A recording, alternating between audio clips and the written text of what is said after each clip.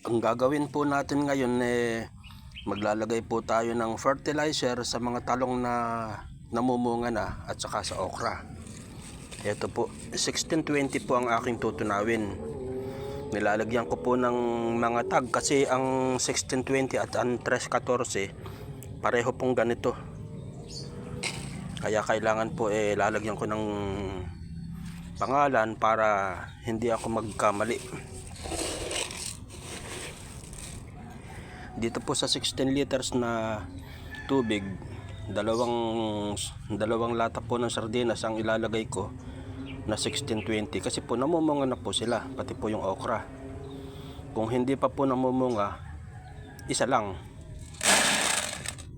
Tutunawin po natin yan.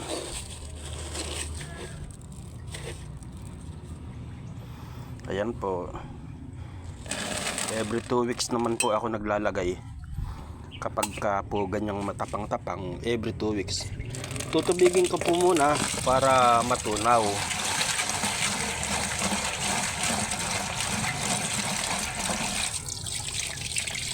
Ganyan lang po muna para madaling tunawin. Pag namumunga po ang talong at okra, 1620 lang po ang inilalagay kong pataba. Hindi na po ako naglalagay ng 1314. 1620 lang. Dahil ang 1314 po, napakabilis pong tumaba ng mga bunga, napakabilis pong lumaki. Kasi po, yun po may potassium. Ito po 1620 lang po ito. Nitrogen lang po ito at calcium, phosphorus. Ayan.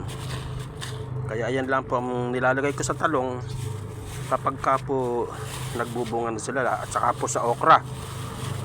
Napakabilis pong gumulang ng okra kapag po may potassium. Napakabilis pong lumaki. Okay po, tunaw na po ito. Tutubigan na po natin. Pagka po kasi nilagyan agad ng tubig na marami, ang hirap po niyang tunawin. Kaya po kanina hinalo ko na po siya ng hinalo.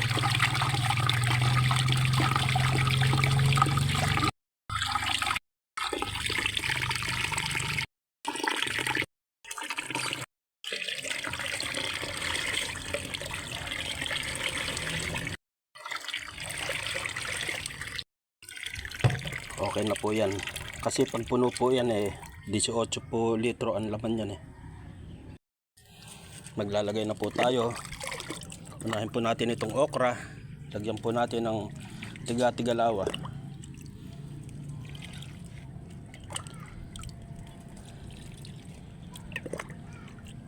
Ayan.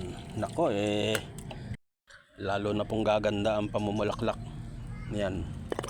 Ito na pong talong.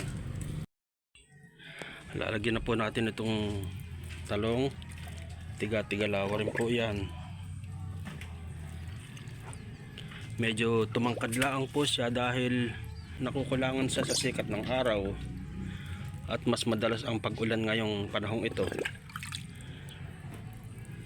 1620 po ang inilalagay ko kapag ka po ganitong nasa container ay namumunga na po. Kasi po ang 1620 hindi masyadong mainit sa halaman, naka-container lang po yan Diyan lang po yan umiikot ang mga ugat niya. Ayan po, at yan ilalagyan ko pong lahat.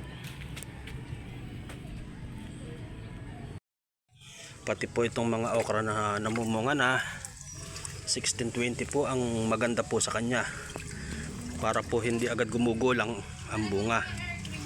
Kapag ka po kasi 13-14, sa aking experience, napakabilis pong gumulang. 2 araw lang pagka naging 3 araw gumugulang na po siya. Sa 1620 po, hindi siya agad basta-basta gumugulang. Kasi po wala po itong potassium. Ang 13-14 po may nitrogen, may phosphorus, saka po may potassium. Nitrogen, phosphorus, potassium. Yan po ang 13-14. Ayan Ito pong 1620 nitrogen lang at saka po phosphorus.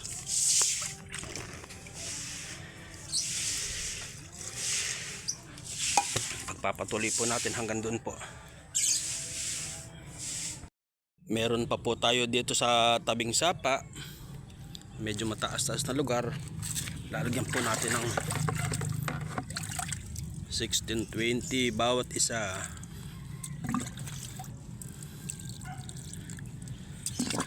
Ayan po, napitasan na po yan eh. Mga panggamit-gamit sa bahay.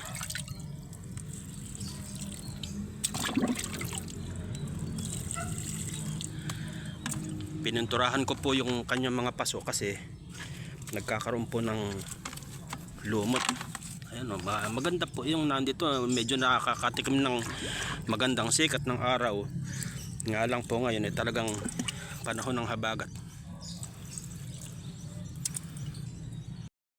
Ayan po mga kababayan, mga kagarden, nalagyan ko na po lahat ng fertilizer na 1620. Hindi ko na po binidyo yung lahat at masyado pong hahaba ang ating video.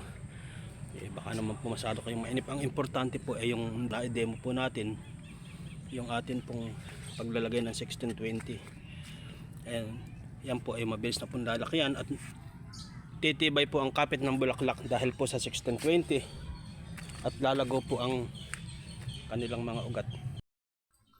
Ito pong lupa nito mga kabayan, mga kagarden, meron po yung bulok na ipa, loam soil, mga durug-durug na uling at saka po vermicast.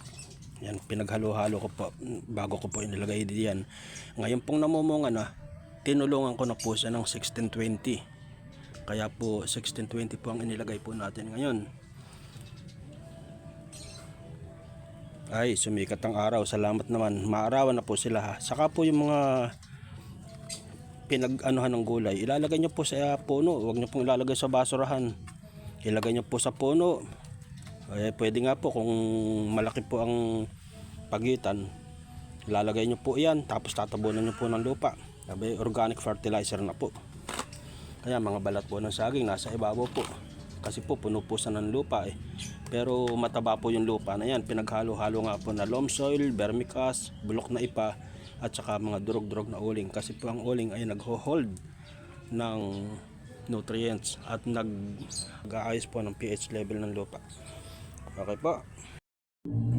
Subscribe na po kayo mga kabayan. Tulong nyo na po sa akin.